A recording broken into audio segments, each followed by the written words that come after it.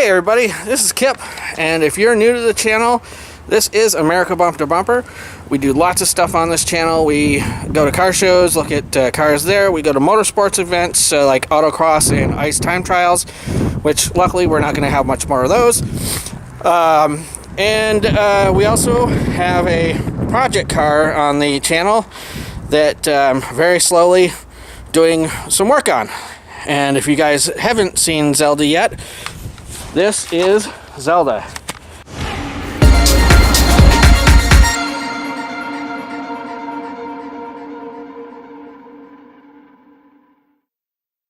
She is a 1984 Lincoln Continental.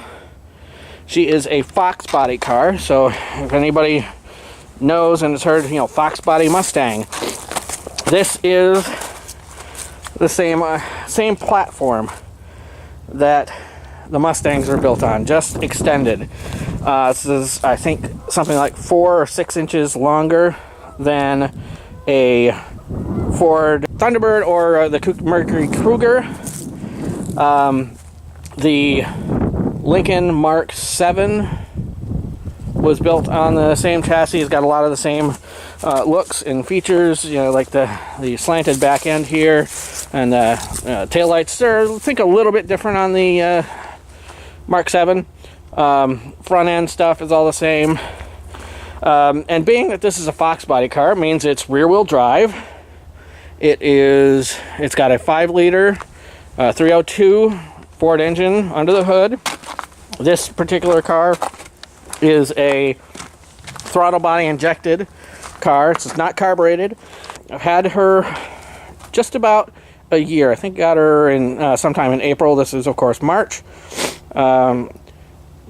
Very worry-free ownership as to this point. Is she perfect? Absolutely not. For you don't know, let's open her up here. You can see over there, driver's side's door is taken apart, and that's because the window does not work. The regulator, I've replaced the motor. It still doesn't want to work. It doesn't sound like the motor is the teeth are meshing with the regulator teeth, so I don't know what's going on there. I'll get that checked out at some point this year. Factory came with some wood paneling, veneer that is all falling off everywhere else. So that's going to be a project for this year as well. But there are some things about this car that is way ahead of its time. But this has got, it's a digital dash, so speedometer right here, fuel is right over here, and odometer here. This is another electronic gadget. And remember, this is 1984. You have a clock button. This is their alarm, estimated time. Sorry, this is the estimated time. Not sure what e-time is. Sure not, 100% sure on destination either. Distance that you've gone, average speed, fuel economy, and it's pretty accurate. Distance to empty, and then this is to set your clock and whatnot. Also, as you can see right there, that's an electronic eye. So that will allow you to turn the headlights on, and they turn on automatically. They also will do the high and low beam automatically. And I'm going to say 1984. This is features that are now being seen on cars today, as new things. But, that's something that was, happening. They had the technology. Why they didn't use it more? Probably because it was pretty expensive. This car, back in 1984, was the most expensive Lincoln that you could buy. More than a town car, more than anything else in Lincoln's lineup. This was the most expensive. And it's because of these sorts of features. Stereo system, cassette deck, which was pretty cool for its time. And it also has automatic climate control. This car the AC doesn't work It needs to be recharged, and of course this came with the R12, so it's got to be upgraded to the R30 134. So that's something to do in the future as well. Crushed velvet or velour, whatever you want to call it, interior. These seats are awesome. They're very, very comfortable. Automatic seats as well, front, back, tilt, recline, all those sorts of features, front and passenger. Some other cool things that I like about it: trunk release and fuel door buttons. Overall, just a car way ahead of its time. Four-wheel disc brakes. What other features would have been ahead of its time? I don't know. I think that's probably about it. But picked this car up, as I said, a year ago. I paid $1,700 for it, and the car had 96,000 miles on it. I drove it all summer and into the fall because that car had a bad transmission. And this car, other than not having a functioning AC and only one window that goes down and up consistently, this is a fantastic car. Ran really well. Yeah, it's a lot of fun. It's a nice day. Not as nice as it was a couple of days ago. We're in the 30s, but I thought since all the snow is out around Zelda, I'm gonna see if she'll fire up and move it forward. Well, you got a couple things that happened over the winter. Namely, one of the tires decided it didn't want to hold any air anymore. All the rest of them seem to be going pretty good. Yeah, the tires are here. The front's a little low, but not bad. But the most disturbing thing for me, which it's kind of my own fault, is I don't have a full car cover, but I needed something that would keep snow and water from getting down in here, and then the open window on the other side that I had bungee cords and a small tarp, and unfortunately, I don't know if you guys can see that very well right there, but here and on the other side it's even worse. Scratched all to hell. So we're gonna see if we can get some buffing compound and something and maybe buff those out. Didn't do it as bad. I think right here is another area where one was that dug it up a bit, but we're that's not as nearly as bad as what it was. You can kind of see where the strap was right in there too. So, well, live and learn. I was also really concerned that the way I put it away was not going to end out well, because the radiator has a small leak in it. So I've been filling it, throughout last summer with water. So I was very, very worried that it was going to be frozen and that the freeze plugs and whatnot were going to pop out. The hoses are soft, they're not hard, so it's not frozen there. Same thing with up here. And I don't see anything, any plugs or anything lying around underneath, so I think I might have dodged that bullet. But I got the keys in my pocket. We're gonna put this on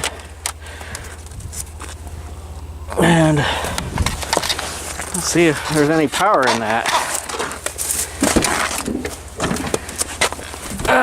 Well, we got interior lights.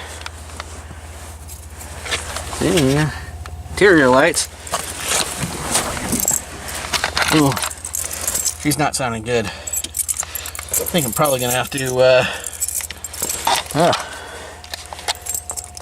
kind of hear that very low drone See, I don't. Wow. Dang.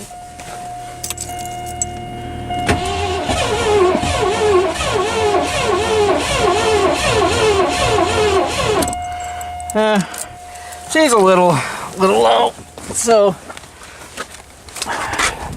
stay with us, and we'll get the car over here and put some jumper cables on and see if it will light up.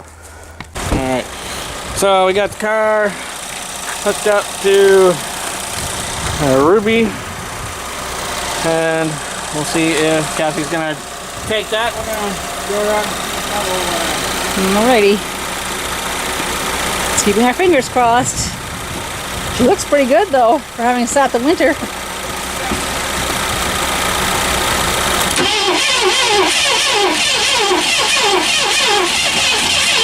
Come on, girl. She wants to.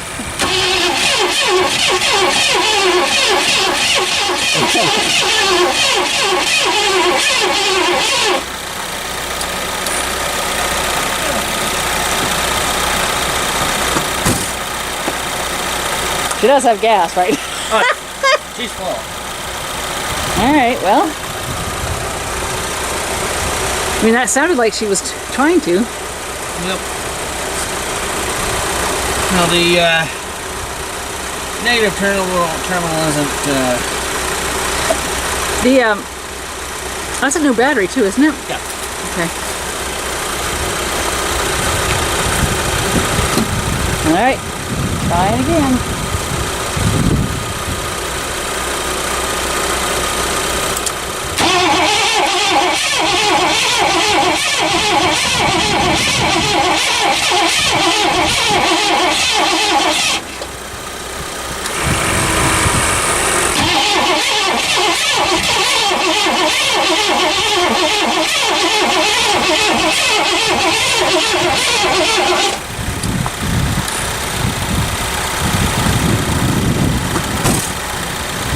Alright, we're going to tighten this down because that was off for the winter, and then we'll give her another shot.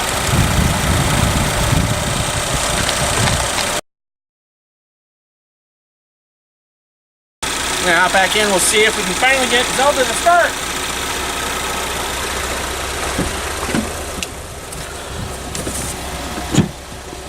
It's locked. Alright, I'm gonna try her again. Just had a minute to recover. Let's see if it'll work.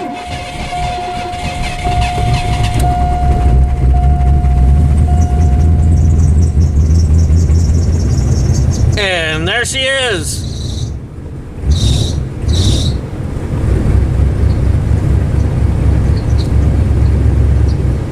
Yeah. Keeping the foot on the gas just a bit to make sure that she Stays running. Oh, she spurted a little smoke out the back, but I'm sure that's because there's a lot of gas in the system. She's alive! She is alive! Cool!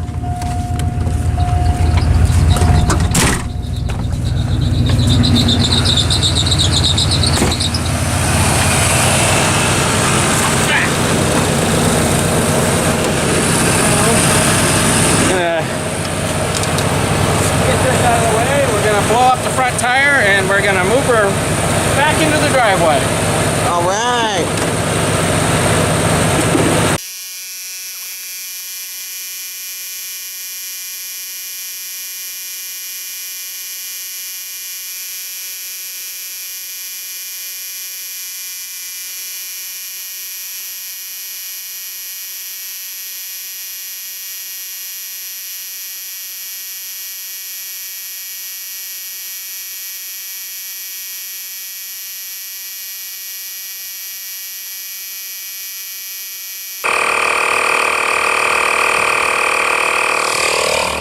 Alright guys, I think the tire's not going to blow up because looking at the other side, I think the tire may have come off the bead a bit, so So we'll have to do something else with the tire.